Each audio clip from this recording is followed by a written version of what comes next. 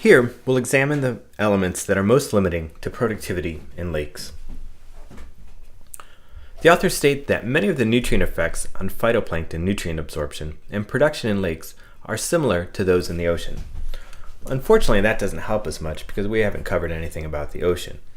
And it's still a bit uncertain why they spend time in a terrestrial ecosystem ecology text describing what happens in oceans. That being said, it's not that hard to go through some of the basics of how nutrients limit productivity in lakes.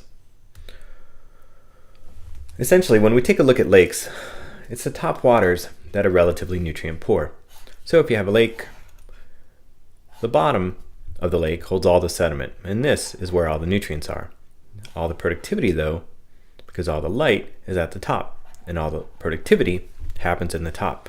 And this is where productivity is most limiting by nutrients, and these top waters tend to have the lowest concentration of nutrients. We also have to remember that primary producers are single-celled, and so in most lakes, tiny single-celled plants have no way to access the nutrients that are held down in the sediments. They're also helpless. And so being helpless means that you cannot regulate where you are in the water column, and you can't go down to the bottom, pick up nutrients, and then come back to the top. Both phosphorus and nitrogen limit the primary production of most unpolluted lakes in the short term. So if we take a look at lakes that have not been polluted, meaning haven't had large inputs of different elements, then we can do addition studies to try and see what limits or what increases primary production the most.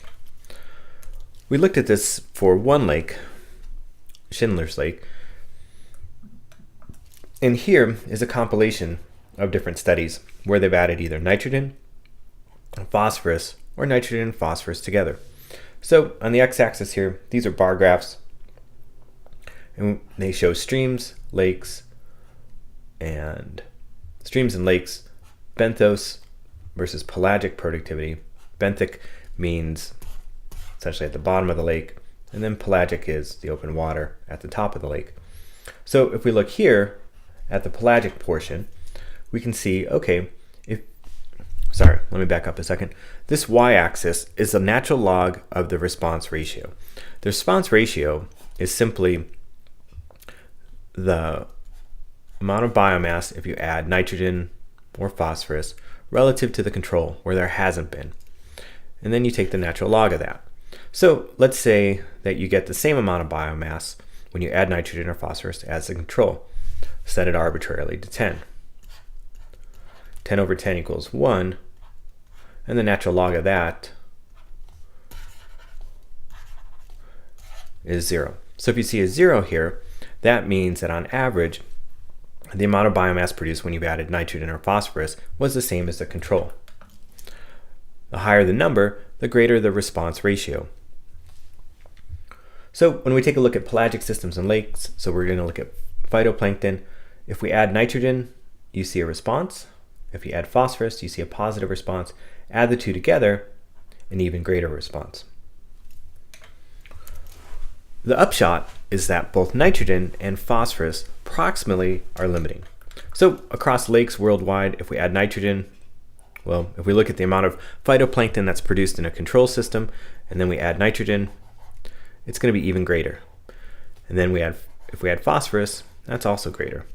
But this is a proximal limitation because it's a relatively short-term fertilization. I didn't talk about the details of all the studies that went into these, but these tend to be relatively short studies that really only get a proximal limitation.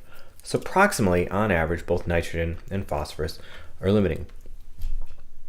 But we know that phosphorus is the distal limiting factor in lakes for reasons that we talked about before. If both nitrogen and phosphorus are limiting, if you add phosphorus, that leads to an increase in nitrogen supply because we've increased nitrogen fixing plants. The cyanobacteria, for example, that we talked about. So adding phosphorus increases the nitrogen supply. If we add nitrogen,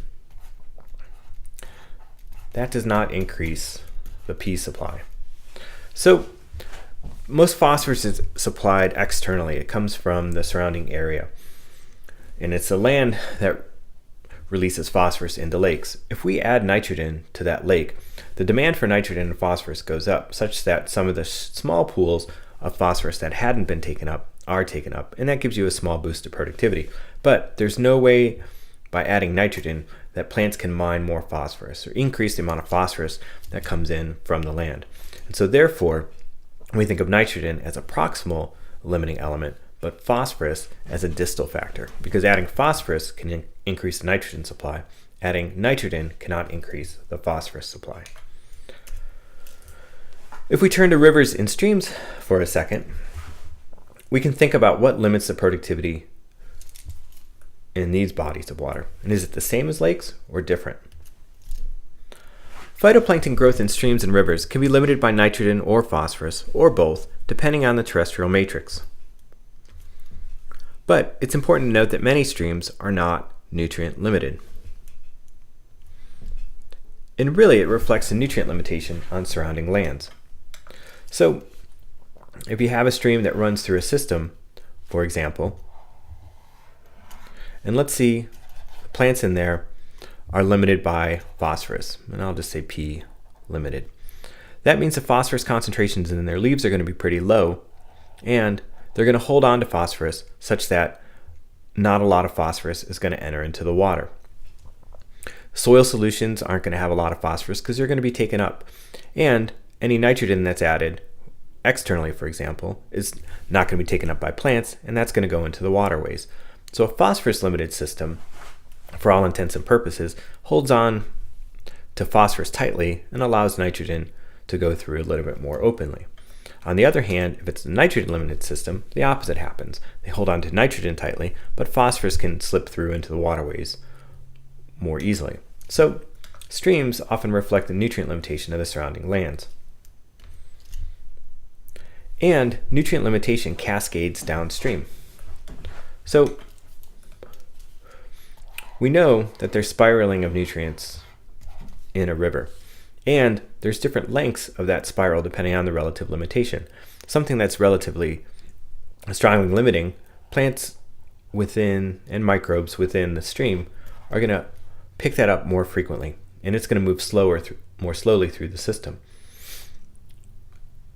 Other elements that aren't quite as limiting are going to be higher availability within that system, and it's going to be a more open nitrogen cycle with a longer path length.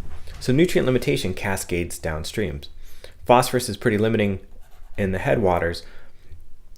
The plants and microbes in those headwaters are going to hold on to phosphorus tight such that less of it gets downstream. If nitrogen is more available, more of that gets downstream, and you're going to still have less nitrogen limitation downstream than you would have expected.